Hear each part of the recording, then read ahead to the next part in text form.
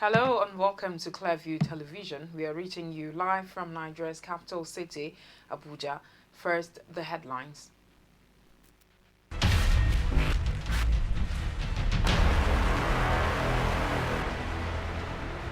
PDP presidential primary gets underway in Abuja as main opposition party slams INEC for extending deadline for party primaries by 6 days.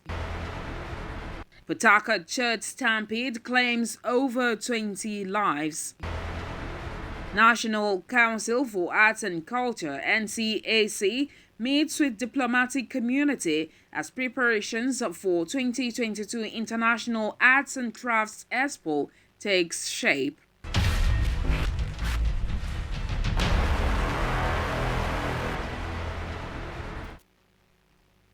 I am Nkiru Obuli with the details of these and more.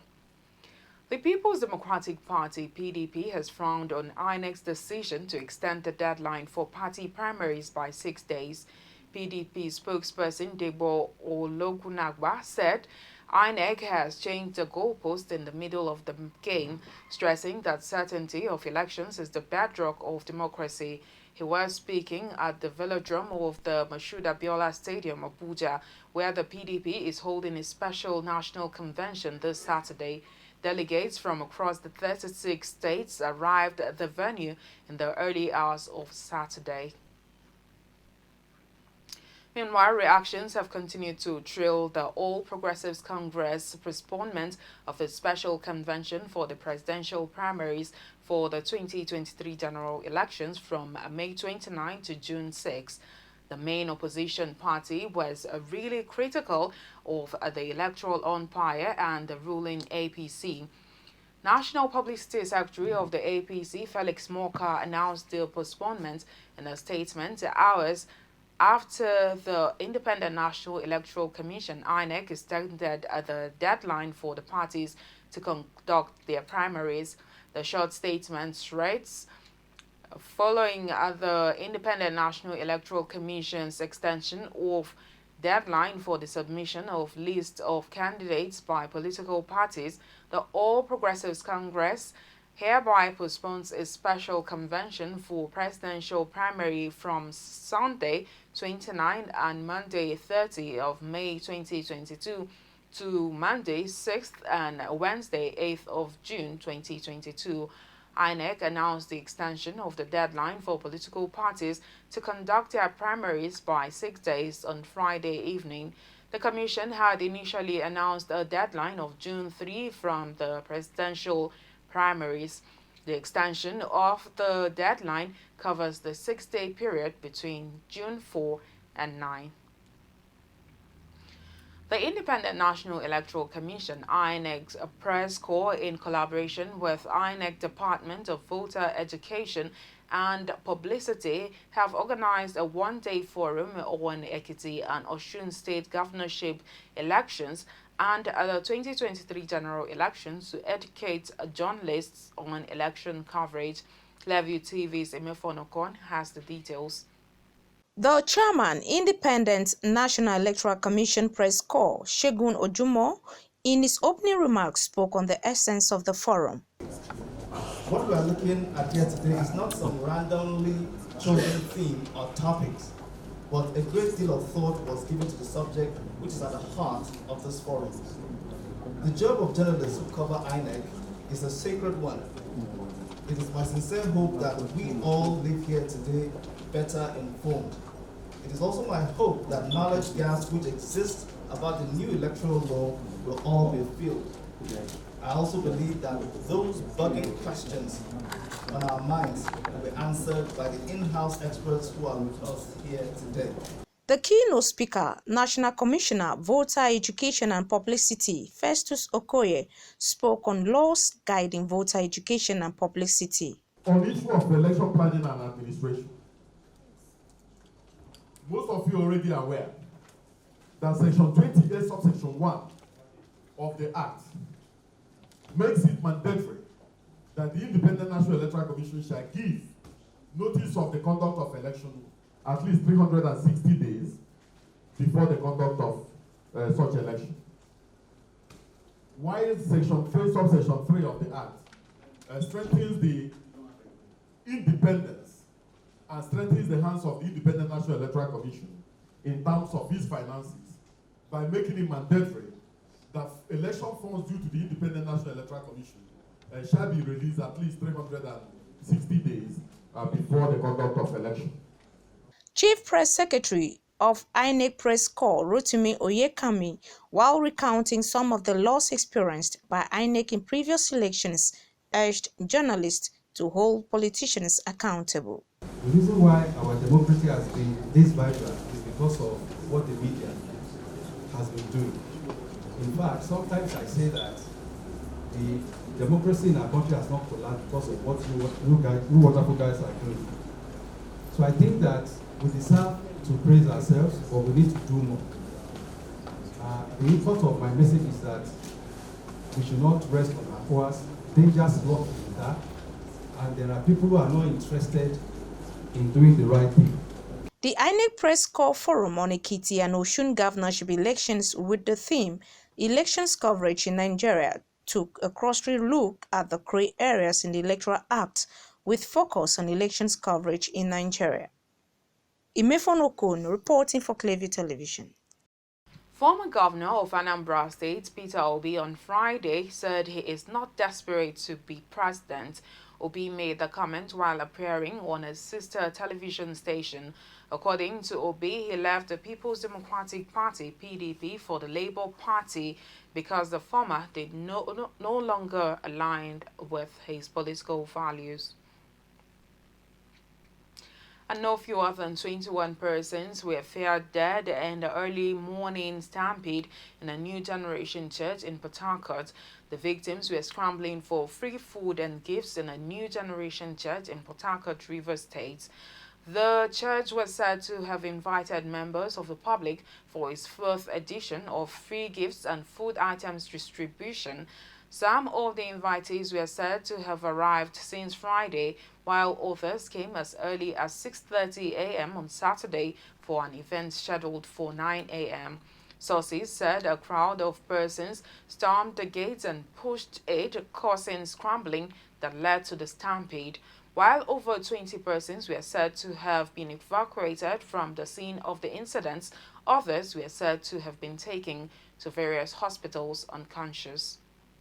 Many people have been feared dead and several houses set ablaze in fresh violence that erupted in the Sakai and Kagadama areas of Bauchi metropolis this Saturday. The violence erupted over rivalry between youths of Ngwantaya and Taiwan, which extended to other parts of the area. Security operatives comprising tactical teams, mobile police force, rapid response squad, and quick intervention units of the Bauchi Police Command have swiftly responded to the distress calls by residents. To education now, the Senior Staff Association of Nigerian Universities, SANU, and the Non-Academic Staff Union of Universities, NASU, have extended the strike embarked upon by the unions under the aegis of Joint Action Committee by 1 month. This position was disclosed by the leadership of both unions of the University of Benin chapter. The union leaders said despite their strike for the past 2 months, the government has not met any of their 7 demands and vowed to resist any form of intimidation to make them resume duties when issues that led to the industrial action have not been addressed. 7 demands out of more than 7 demands that we took to federal government. None, as we speak, have been met. They've always been using propaganda. They've been using propaganda for us. And no response from federal government. And that's why we have called our members and they have all resolved. The position now, as we are going, is that no retreat, no surrender. And we are not coming back to work until the demands are met. We've already rolled it over for another 1 month. And if by that 1 month, nothing is done, we will roll it over again until the federal government will meet our demands. That's the resolution of the Congress. Most of them have private universities, so that they don't want these public universities to strike. If not, if somebody can be taking away more than 80 billion naira, what is the demand of the four unions in the universities? And the struggle is for the betterment of all of us. We do not have any other marketplace. This is our Jerusalem. This is our farmland. And it must be better for us to perform maximally. The institution's Vice-Chancellor, Professor Lilian Salami, was also on ground in solidarity with the striking workers. The non-academic staff of government-owned universities have been on strike for 2 months now. In a strategic bid to ensure that the 2022 International Arts and Craft INAC Expo meets its desired objectives, the National Council for Arts and Culture (NCAC) this Friday in Abuja hosted the diplomatic community in Nigeria to a pre-INAC dinner. Clearview TV's Mercy Eke was there and has the details. Speaking at the occasion, the Director General, National Council for Art and Culture, Otumbolu Segun Rushenwe, noted that the purpose of the dinner is to celebrate the diplomats for their unwavering support to the Council's programs and also intimate them with the Council's preparedness to host the 2022 edition of the International Arts and Crafts INAC Expo, which will be coming up on Thursday 18th to Saturday 20th of August 2022 with the theme Networking Nigerian Crafts to the World. According to the DG, the event will be a blast as NCAC will provide a needed platform for different countries to showcase their indigenous arts and crafts through exhibitions, personal and virtual interactions, while savoring the fascinating cultural goldmine in Nigeria. I'm going to give every country a special appearance to speak to the world. I'm inviting the whole media, world press, to be in this hall, so you can come and showcase your country to the whole world. This year INAC is going to be special. I'm going to give every country that participated in INAC free of charge. We are not paying anything to us. We are going to have it here in the Sheraton, in this same hall, for the three all together. So you can see that we are networking among ourselves. We are making friends. And every country I visit now, I'm going to set up that country and Nigeria cultural friendly club. Every country I visit. Some diplomats present took turns to celebrate and appreciate the DG's great efforts in uniting the world through culture, arts, and crafts. The family will become bigger and bigger. More and more will work together to create a better future for us.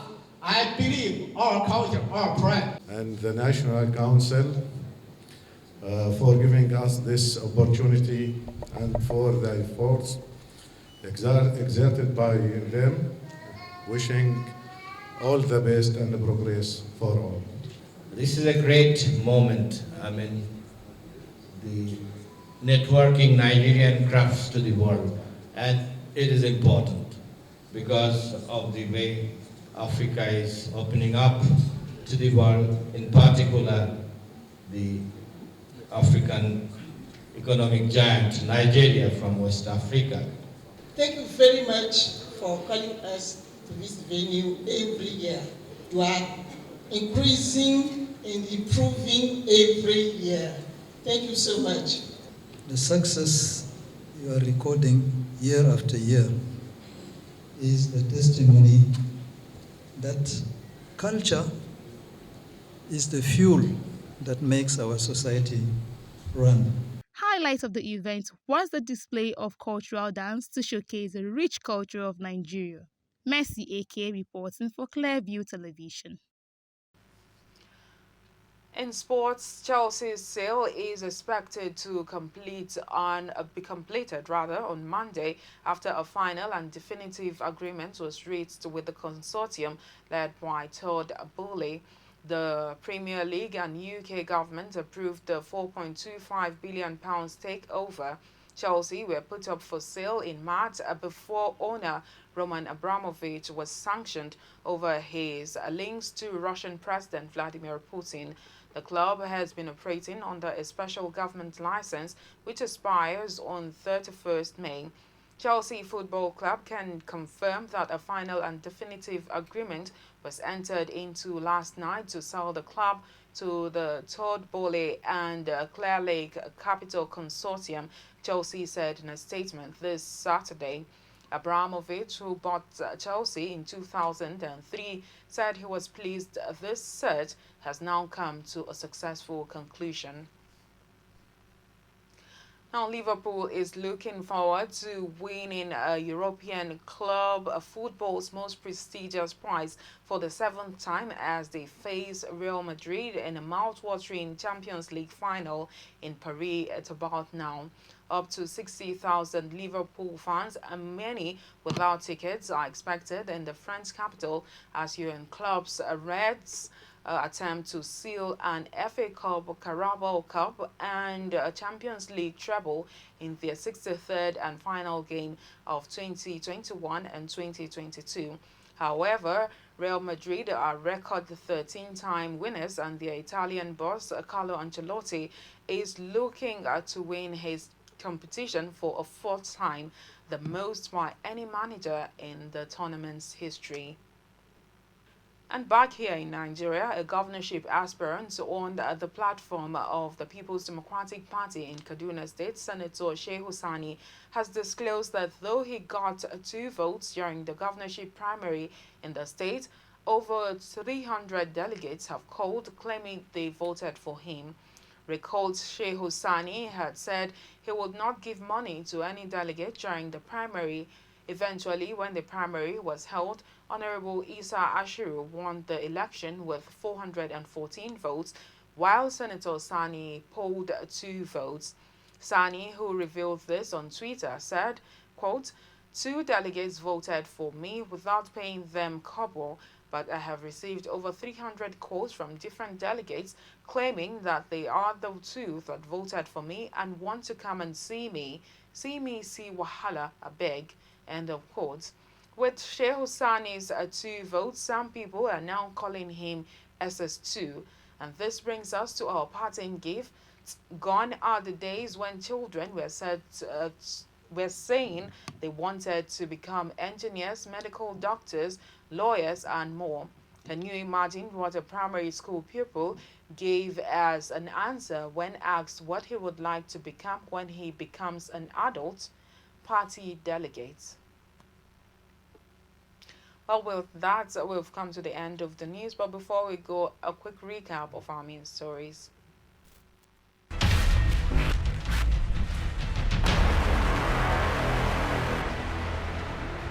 As the People's Democratic Party's presidential primaries gets underway, the main opposition party has frowned on INEC's decision to extend the deadline for party primaries by 6 days. PDP spokesperson said INEC has changed the goalposts in the middle of the game. No fewer than 21 persons have lost their lives in an early morning stampede in a new generation church in Port Harcourt. The victims were scrambling for free food and gifts in the church. We also told you that the National Council for Arts and Culture, NCAC, has hosted the diplomatic community in Nigeria to a pre-INEC dinner. The essence of the dinner is to get the buy-in of the diplomats for a successful hosting exercise.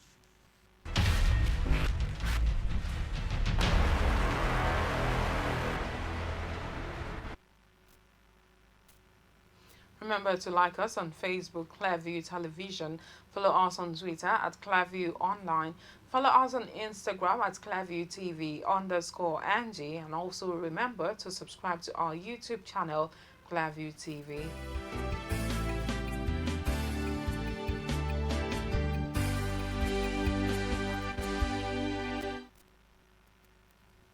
Thank you for watching. I am Nkiru Omuli.